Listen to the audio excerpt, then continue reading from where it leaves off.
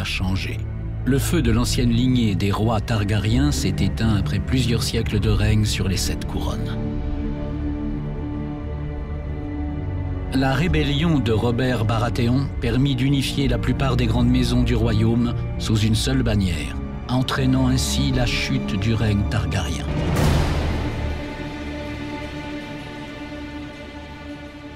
Game of Thrones est un RPG développé par Cyanide. Le jeu se déroule dans l'univers médiéval fantastique écrit par George Martin. C'est une histoire qui se déroule en parallèle en fait, de la série, où on vous propose d'incarner Morse, frère juré de la garde de nuit, et Alester, prêtre rouge. On a dépêché 2 personnes sur place à Cyanide pour la partie intégration. Ça a un impact vraiment considérable sur la qualité finale en termes de rendu sonore dans le jeu.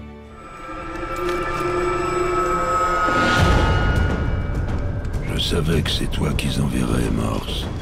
Enfoiré de Mormon. Il fallait que ce soit toi, hein. C'est fini, vieux frère. Ce que tu tentes est vain.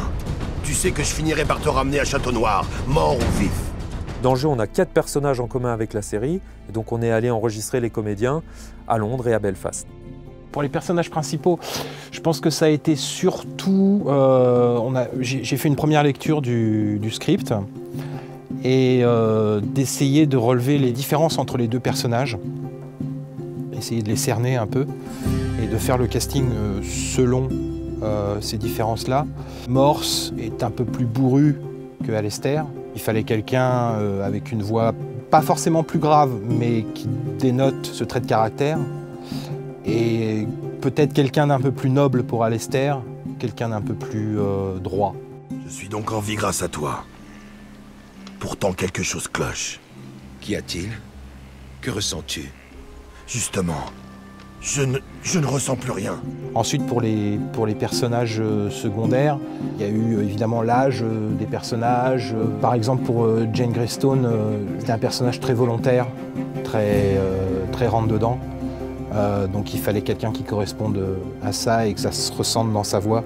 Donc pas forcément la voix d'une jeune fille pure ou claire, mais une voix un peu rocailleuse, qu'on sente quelqu'un qui a vécu malgré son jeune âge. La garde de nuit, hein. La dernière fois que j'ai eu affaire à l'un des vôtres, il a cherché à me dépouiller. Il y a eu la voix, d'abord, et puis c'est vrai que le fait que Mika, par exemple, fasse énormément de spectacles, c'est quelqu'un qui s'est déjà battu avec une vraie épée, très lourde. Donc, toute cette expérience-là va forcément jouer dans la manière d'aborder Morse Westford. Et c'était absolument parfait pour moi. C'était pas nécessaire d'avoir cette expérience-là, mais c'est un plus indéniable. Et ce plus-là, je pense, transparaît vraiment dans la voix. Je serai de retour de Glacière avant son arrivée. Entendu. Bonne chance, Morse. Écoutez-moi, les autres corneilles. On se retrouve devant la sortie ouest. Nous partirons dans l'heure. Les personnages de la série et du livre qui apparaissent dans le jeu, effectivement, on a pris soin de prendre les gens qui doublaient. On les a appelés et ils sont tous venus. Mon devoir est de faire de vous de vrais frères jurés. Ce matin encore, vous étiez des étrangers. À présent, vous avez prêté serment de respecter nos vœux. On a pu voir comment certains acteurs qui doublent certains personnages ressemblent finalement un petit peu aux acteurs qui jouent dans la série, notamment celui qui fait Varys. Là, il nous a fait quelque chose... On retrouve vraiment le Varys de la série, quoi. Il nous a fait une prestation vraiment, vraiment bien. Ma loyauté va à la couronne, sert Alester, pas à celui qui la porte. Dès l'instant où Robert Baratheon s'est assis sur le trône de fer, mon devoir était de lui prêter main forte. Alors on reçoit un grand fichier, un grand tableur avec toutes les répliques du jeu. Les dialogues de Game of Thrones, c'est à peu près 300 000 mots pour 13 000 répliques, répartis sur une trentaine d'acteurs. Une fois que tous ces fichiers sont créés, on a un outil qui permet d'importer tous ces fichiers simplement dans l'Unreal. Alors en fait, c'est une fois que tous les dialogues sont intégrés dans le jeu, c'est un peu là où vraiment le gros du travail commence, c'est vérifier que tout est bien à sa place. Et on a toute l'équipe aussi qui teste le jeu et qui nous donne des bons retours sur ces dialogues. Je vais te dire ce que tu veux. À la bonne heure. Qu'est-ce que vous foutez si près de Château Noir? Alors, le Trône de Fer RPG, ça a duré 3 ans de développement. Et ce qui est sympa, c'est qu'on s'est occupé du son dès le début, dès la pré-production. On a fait pas mal de recherches sur les mondes un peu médiévaux, sur le nord, les paysages un peu désertiques. On essaie de travailler autour de ça, autour du froid, autour de Port-Réal, des différents endroits qu'on traverse dans le jeu. L'univers est très mature et pour plus de réalisme dans le jeu, on a fait appel à des bruiteurs professionnels qui nous ont enregistré tous les sons d'armure, quand on se déplace, l'armure fait un petit peu de bruit, et ainsi que les bruits de vêtements.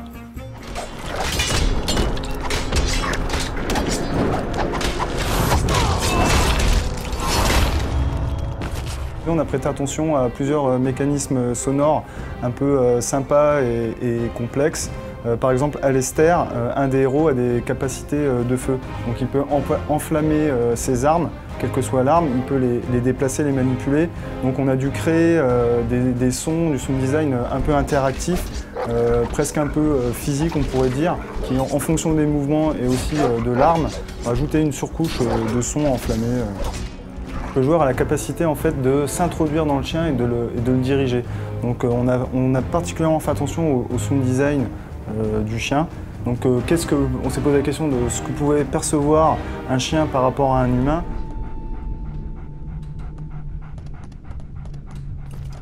Fous le camp d'ici ou tu vas moucher rouge, sale bête!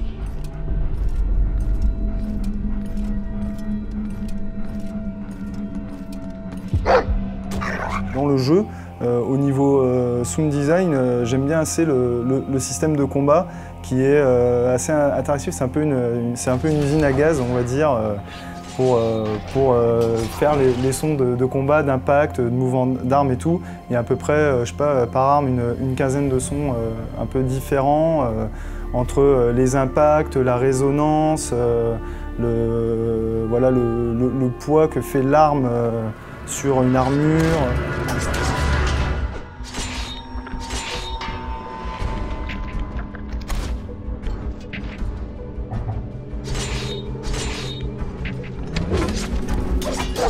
Pour les environnements, on travaille aussi beaucoup avec des banques de sons. On a déjà des enregistrements avec lesquels on travaille. Dans la série HBO, tout ce qui est tourné au-delà du mur, en fait, c'est tourné en Islande. Et du coup, pendant mes vacances personnelles, je suis parti en Islande. Donc j'en ai profité pour faire quelques enregistrements de glaciers, de glaciers, d'icebergs, pour avoir un peu de bruit de glace à placer dans le mur. Pour tous les paysages un peu nordiques et froids, en fait, le vent évolue de façon dynamique et physique en fonction que l'on se trouve dans des zones abritées ou non. Si on s'approche par exemple d'un ravin ou d'un pont, on va avoir des bourrasques de vent qui viennent. Dès qu'on va s'abriter le long d'un mur, le vent va être moins fort et plus atténué. Et ça donne du coup quelque chose de très vivant et qui, j'espère, faire sentir aux joueurs toute la froideur de l'univers. C'est un jeu qui marche sous l'Unreal Engine, qui est un moteur de jeu vidéo. Nous, on prend les sons et on les place directement en 3D dans cet univers. Et en se baladant avec la souris, on peut les entendre, voir un peu ce que ça rend. Et voilà, on crée comme ça, petit à petit, tous les sons qu'il y aurait dans un monde réel. Niveau mixage, c'est pas du tout comme dans un film ou quelque chose de statique. En fait, les différents types de sons, par exemple les voix, les FX et la musique, et sont en évolution dynamique en fonction des différentes phases de jeu. Par exemple, quand on est en combat, on va mettre plus en avant les bruits de combat et peut-être un petit peu moins certains bruits d'environnement ou typiquement les bruits du chien. Quand on est en dialogue, le mixage dynamique va remonter les voix, diminuer un peu la musique, et, voilà, de façon à ce qu'on entende toujours l'élément important qui soit toujours en avant par rapport au reste. Si un personnage a quelque chose d'important à dire, on doit l'entendre, le mixage dynamique le remet en avant de façon à ce que le joueur ait toujours l'information pertinente au bon moment. Loin du jeu des trônes et des intrigues politiques, tout au nord, dans les terres où l'hiver semble sans fin, une frontière coupe le continent en deux, le mur.